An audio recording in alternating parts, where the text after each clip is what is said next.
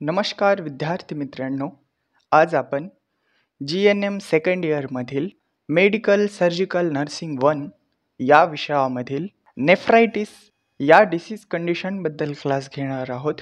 जो की नेफ्रायटिस हा आजार युरिनरी सिस्टीममधील आजार आहे. तर नेफ्रायटिस या आजाराची सर्वप्रथम डेफिनेशन पाहूया. It is inflammatory proliferation and infection of nephrons is called as nephritis. म्हणजेच इन्फ्लॅमेशन झाल्यामुळे नेफ्रॉन्समध्ये फ्लुइडचे कलेक्शन होते. फ्लुइड कलेक्शन यासोबत नेफ्रॉन्सला इन्फेक्शन होते. या कंडिशनला नेफ्रायटिस असे म्हटले जाते. तर नेफ्रायटिस या आजाराचे क्लासिफिकेशन्स पाहूया. सर्वप्रथम क्लासिफिकेशन आहे ॲक्यूट नेफ्रायटिस.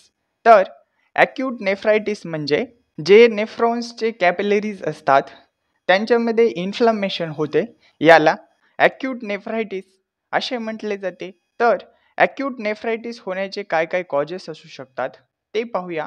यामध्ये सर्वप्रथम कॉज आहे स्टेप्टोकोकल इन्फेक्शन. तर स्टेप्टोकोकस हे एक बॅक्टेरिया आहे जो की बॅसिलाई क्लासमधील बॅक्टेरिया आहे. तर स्टेप्टोकोकस हा बॅक्टेरिया किडनी, थ्रॉट, टॉन्सिल आणि त्वचा या ऑर्गन्सवर सुद्धा इन्फेक्शन करू शकतो. यामुळे सुद्धा नेफ्रायटिस होऊ शकते. याचसोबत infection of pharynx and skin म्हणजेच जो आपला थ्रॉट असतो त्याला इन्फेक्शन झाल्यामुळे किंवा त्वचेच्या इन्फेक्शनमुळे सुद्धा नेफ्रायटिस हा आजार कॉज होऊ शकतो. याचसोबत मम्स झाल्यामुळे सुद्धा होऊ शकतो. मम्स हा आजार मम्स व्हायरसमुळे होतो, जो की पॅरामेक्सो व्हायरस या फॅमिलीमधील एक व्हायरस आहे. तसेच मम्स हा आजार जास्त करून लहान मुलांमध्ये आढळून येतो. तसेच मम्स हा आजार मेनली सॅलाव्हरी ग्लँड्स असतात त्यांना इन्फेक्ट करतो. यामुळे सुद्धा नेफ्रायटिस होऊ शकते. व मम्स हा आजार क्युअर करण्यासाठी MMR ही वॅक्सिन वापरली जाते. MMR म्हणजेच मम्स, मिझल्स आणि रुबेला. नेक्स्ट, नेफ्रायटिस हा आजार कॉज होण्यासाठी चिकन पॉक्स झाल्यामुळे सुद्धा कॉज होऊ शकतो. तर चिकन पॉक्स हा आजार व्हॅरिसिला झॉस्टर व्हायरस या व्हायरसमुळे कॉज होतो. तसेच व्हॅरिसिला झॉस्टर हा व्हायरस हर्पस व्हायरस या फॅमिलीमधील एक व्हायरस आहे. तसेच चिकन पॉक्स हा आजार जास्त करून अडल्ट्समध्ये आढळून येतो व चिकन पॉक्स झाल्यामुळे सुद्धा नेफ्रायटिस हा आजार होऊ शकतो. याचसोबत use of medicine like steroid and anti inflammatory drugs. तर जास्त प्रमाणात स्टिरॉइड सारख्या मेडिकेशनचे सेवन केल्यावर सुद्धा नेफ्रायटिस होऊ शकतो. स्टिरॉइड ही मेडिकेशन्स जास्त करून ॲलर्जी, अस्थमा किंवा बॉवेल डिसीज असतील किंवा ॲडिसन डिसीज असेल किंवा आर्थरायटिस असलेल्या रुग्णांमध्ये वापरतात. तर स्टिरॉइड ह्या मेडिकेशन्सचे जास्त सेवन जर केले तर नेफ्रायटिस हा आजार कॉज होऊ शकतो. किंवा अँटी इन्फ्लामेटरी सारख्या ड्रग्सचे प्रमाण जर जास्त प्रमाणात असेल किंवा जास्त सेवन केले असेल तरी सुद्धा नेफ्रायटिस हा आजार कॉज होऊ शकतो. तर नेफ्रायटिस हा आजार कॉज झाल्यावर नेफ्रायटिस झालेल्या रुग्णामध्ये काय काय साईन आणि सिम्पटम्स दिसतात, म्हणजेच चिन्हे आणि लक्षणे काय दिसतात ते पाहूया. यामध्ये सर्वप्रथम आहे जनरलाइज्ड बॉडी इडिमा. म्हणजेच यामध्ये सर्व शरीरावर सूज येते, जो की हा आजार लिव्हर सिरोसिस असल्यामुळे किंवा हार्ट फेलियर असल्यामुळे किंवा प्रेग्नेन्सीच्या दरम्यान तसेच किडनी डिसीज असल्यामुळे जनरलाइज्ड बॉडी इडिमा होतो. तर यामध्ये पूर्ण बॉडीवर सूज येते, यामुळे सुद्धा नेफ्रायटिस होऊ शकतो. तसेच ऑलिग्युरिया हे एक साईन आहे. ऑलिग्युरिया म्हणजे जे युरिनचे आउटपुट असते ते कमी प्रमाणात होते. नॉर्मली एका दिवसामध्ये युरिनचे आउटपुट हे 800 ते 2000 ml इतके असते. परंतु ऑलिग्युरिया या कंडिशनमध्ये दिवसामध्ये फक्त 400 मिली ते 500 मिली इतके एका दिवसामध्ये युरिन आउटपुट होत असते. तसेच हेमिच्युरिया असू शकतो. हेमिच्युरिया म्हणजेच युरिनमधून ब्लड येत असते. याचसोबत urine with smoky and rust appearance. Smoky urine म्हणजे युरिनचा कलर हा ढगाळ दिसतो आणि रस्ट अपीरियन्स म्हणजे युरिनचा रंग हा ब्राऊन दिसत असतो. याचसोबत प्रोटीन युरिया असू शकते. प्रोटीन युरिया म्हणजे युरिनमधून प्रोटीन येत असते. तसेच रुग्णाला वॉमिटिंग रुग्णाचे डोकेदुखी म्हणजेच हेडॅक, याचसोबत रुग्णाला हाय ब्लड प्रेशर होऊ शकते.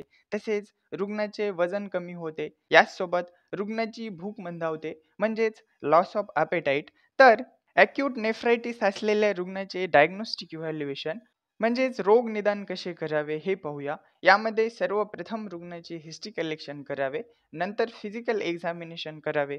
याचसोबत कंप्लीट ब्लड काउंट करतात, तसेच ब्लड युरिया लेवल चेक करतात, तसेच kidney ureter and bladder function test करतात.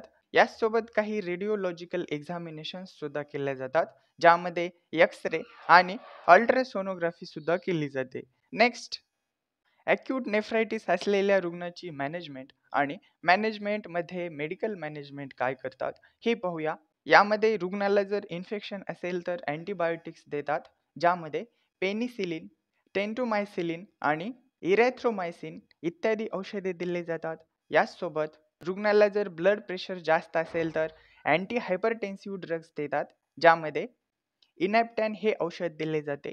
याचसोबत रुग्णाला वॉमिटिंग होत असल्यामुळे अँटी इमिटिक्स मेडिकेशन्स दिल्या जातात, ज्यामध्ये रॅन्टॅडिन हे औषध दिले जाते आणि याचसोबत रुग्णाला अँटी डायोरिटिक्स मेडिकेशन्स दिल्या जातात. नेक्स्ट, ॲक्यूट नेफ्रायटिस असलेल्या रुग्णाची नर्सिंग मॅनेजमेंट काय करावी हे पाहूया.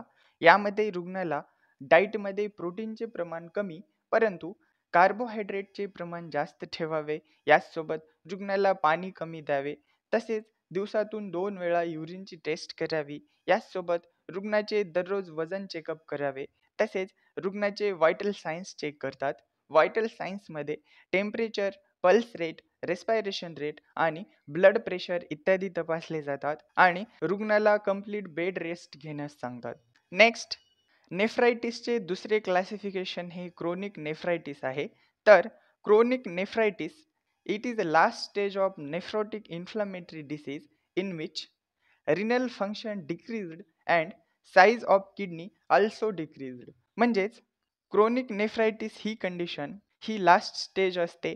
तसेच नेफ्रोटिक इन्फ्लामेटरी डिसीज असल्यामुळे किडनीचे फंक्शन डिक्रीज्ड होते म्हणजेच कमी होते आणि किडनीची साईजसुद्धा डिक्रीज्ड होते म्हणजेच किडनीची साईजसुद्धा कमी होते. याला क्रोनिक नेफ्रायटिस असे म्हटले जाते. तर क्रोनिक नेफ्रायटिस होण्याचे काय काय कॉजेस असू शकतात ते पाहूया. यामध्ये सर्वप्रथम आहे other disease like DM. DM म्हणजे डायबिटीज मेलाइटस झाल्यामुळे सुद्धा क्रोनिक नेफ्रायटिस होऊ शकतो. तसेच पॉयझनिंग असेल म्हणजेच विषबाधा झालेली असेल किंवा व्हॅरिकोज व्हेन झाल्यामुळे सुद्धा, व्हॅरिकोज व्हेन म्हणजेच रक्तवाहिन्यामध्ये एका प्रकारचा गुच्छ तयार होतो, यामुळे सुद्धा क्रोनिक नेफ्रायटिस होऊ शकतो. तसेच ॲक्यूट नेफ्रायटिस झाल्यावर सुद्धा सेकंड स्टेजमध्ये म्हणजेच क्रोनिक नेफ्रायटिस यामध्ये याचे रूपांतर होते.